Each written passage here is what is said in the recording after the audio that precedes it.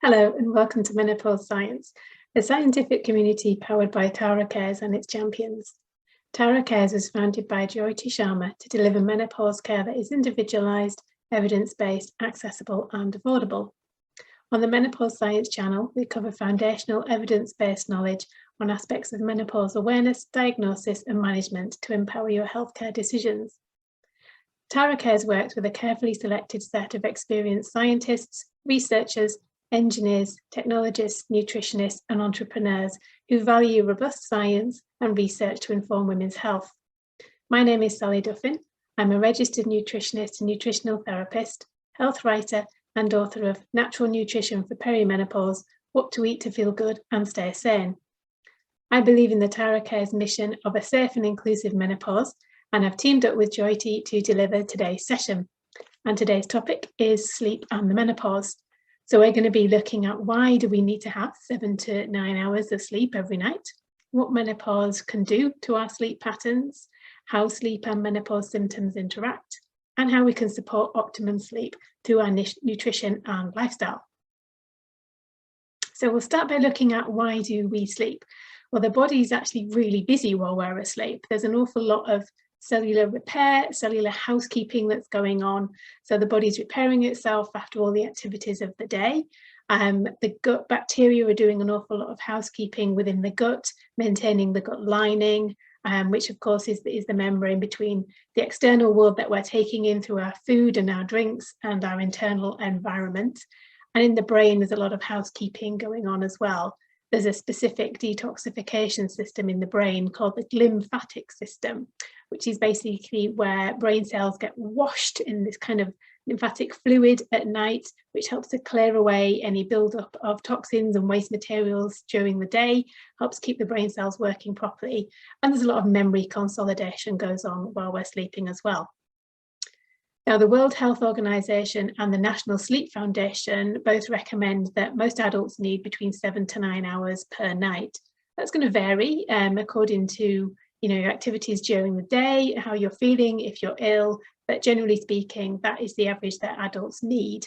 There's a really, really tiny subset of people who can get by on less than 7 hours a night, but for most adults, if you consistently have less than, say, 6 hours of sleep a night, you're going to have problems with your immune system, so lowered immunity, cognitive function, and lots of other kind of problems within your body because your body isn't getting that chance to rest and repair and do its cellular housekeeping. Amongst us, there are different chronotypes, and this is to do with your sort of natural desire for when you want to sleep. So some of us are larks. So I'm a lark, for example, so I like to go to bed early and get up early. Some people are owls, so they like to stay up late and get up a bit later. And then there's a group of people that are kind of in between. And this is thought to be a bit of an evolutionary advantage because when we all lived in tribes and we had threats from wild animals, for example, then you're going to have more people awake at certain times, throughout the 24 hours, the chances are somebody's going to be awake or very few of you will be all asleep at the same time. So you can work with your chronotype. If you want to go to bed earlier and get up earlier, or go to bed slightly later and get up a little bit later, that's fine. But we still need to bear in mind that 7 to 9 hours of sleep every night. So how do we get to sleep? Well, there's a whole system of signals and cues that go on in the body that raise our desire for sleep and help the body to wind down so that we can get to sleep. One of the first things that happen is the optic nerve that goes from the eye to the brain detects the change in light at dusk. So when the sun is setting, light is dropping, that is detected by the eyes, and that triggers a lot of different signals within the brain. We get melatonin released from the pineal gland, and melatonin is known as the sleep hormone.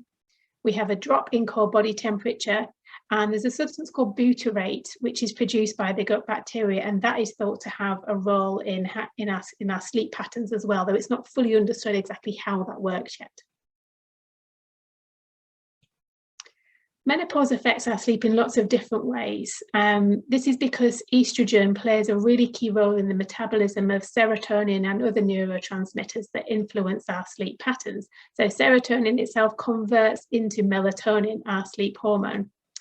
We know that estrogen also affects mood, so the drops in estrogen that we see, the fluctuations during perimenopause, and then that final drop and that plateau of estrogen during menopause is going to affect our cognitive function, our mood balance, so anxiety and depression, which alone can keep us awake and disturb our sleep. But also we're losing that regulatory influential role that estrogen plays in the metabolism of our sleep hormones and other neurotransmitters.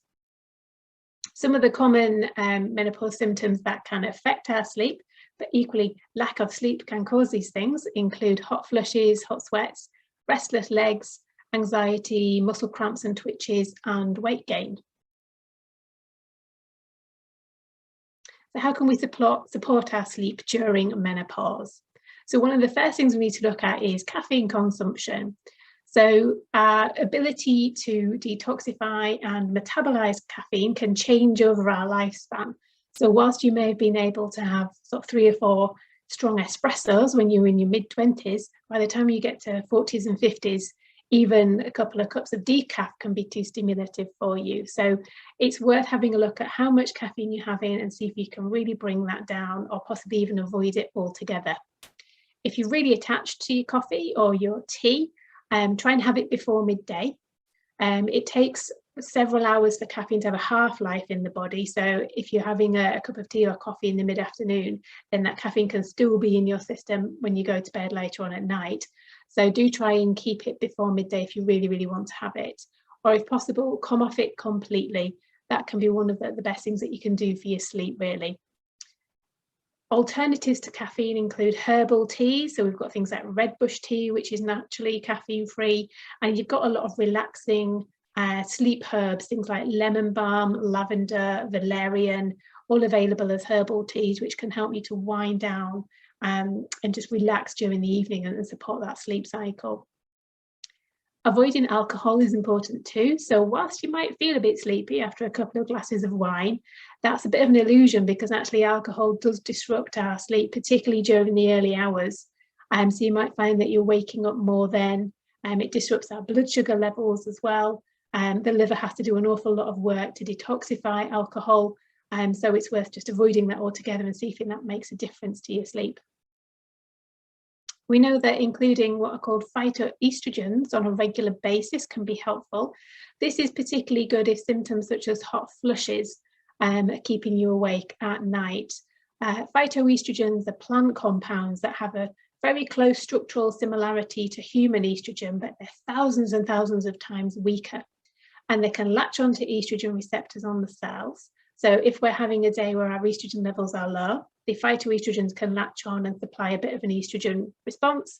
If it's a day where estrogens are kind of imbalanced in early perimenopause, where we've got low progesterone and relatively high estrogen, then the phytoestrogens can latch on and just block some of the human estrogen to have more of a modulating effect.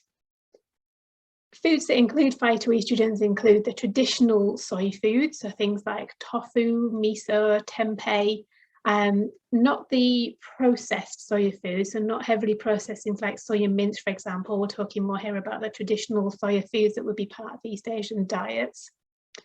Chickpeas, ground flax seeds. Flax are very rich in a certain phytoestrogen called lignans. You can get the whole seeds as well, but they're pretty indigestible and they usually just pass straight through. So it's better to have the ground seeds if you can and just adding those into foods. And red clover are also quite rich in phytoestrogens. Following the tips that we looked at in the blood sugar balance video that's also available here on the Menopause Science channel is really important, because if we're eating a lot of roller coaster foods, as they're called, and our blood sugar levels are going up high, crashing down, going up high, crashing down, then that has an impact on our sleep patterns and it can be hard to get to sleep and also to stay asleep. So I recommend watching that video and following those steps.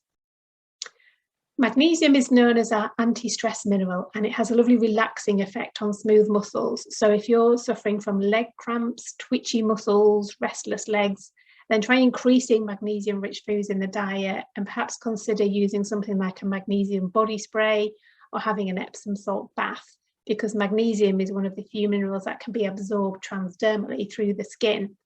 So just using it externally to spray on the skin or soaking in an Epsom salt bath for about 20 minutes or so. Epsom salts are very rich in magnesium sulfate, and that's another way to get some magnesium into your body. Magnesium-rich foods include dark leafy vegetables, so anything that's really dark green, so we're talking kale, broccoli, watercress, rocket, that kind of dark green. Magnesium is part of the chlorophyll molecule that gives plants their green colour. So if they're very green, they've got lots of chlorophyll in, and they've got lots of magnesium in as well. And you can also find it in nuts and seeds, oats and buckwheat as well. Melatonin-rich foods may help, so it's worth looking at including some of these foods perhaps in your afternoon or evening meal or snack or something. Melatonin being the sleep hormone. Montmorency cherries are a certain type of really bitter, sharp cherries that are rich in melatonin, and there's quite a few different companies make a Montmorency cherry juice now that you can enjoy in the evening to try and support sleep patterns. Other foods that are rich in melatonin include salmon, pistachio nuts, strawberries, almonds, fennel, kidney beans, porridge oats. It's quite a diverse range of foods, but just looking at including some more of these on a regular basis may help. And then in terms of things that we can do with lifestyle, actually having a 20-minute morning walk every day can help you get to sleep better in the evening. And this is because if we get out in the morning daylight, the brain is better able to recognise that switch in light later in the day when we've gone from the bright morning light to the lower light at dusk. It registers that change in light more easily, and therefore it's able to initiate the cues which help us then get to sleep. Maintaining a regular bedtime and a getting up time is important. So even if your sleep is all over the place, do as much as you can to still go to bed at the same time and get up at the same time. The body does love rhythms, it really, really does. So even if your sleep is all over the place, if you can try and maintain this rhythm, it's going to help you get back into that rhythm when the body's ready. Stop screens for at least an hour before bed. So the blue light that's emitted from phones, laptops, TVs, things like that, that disrupts the release of melatonin, so it actually blocks it. If the brain is receiving blue light through the optic nerve, then it's not going to initiate the release of melatonin, and that's our crucial sleep hormone that helps us get to sleep. A few drops of lavender oil on the pillow is very relaxing for some people. And then there's a lovely traditional Ayurvedic remedy for rose water, which is really good for hot flushes and hot sweats. So keeping a kind of little bottle of rose water on your bedside table can help if you're getting woken up a lot by hot sweats. Just giving yourself a spritz with that can help you feel more comfortable and help the flush to pass more easily, and then hopefully you'll get back to sleep. Okay, so that's it for today's Research Bite. We hope you've enjoyed it and found it helpful. If you have, please hit like, and remember to subscribe to the Menopause Science channel so you get notified when we have new Research Bites coming up and new videos. Do tell us in the comments below if there's anything that you'd like us to cover. We're always happy to have new ideas to work on, and we look forward to seeing you again soon. Thank you.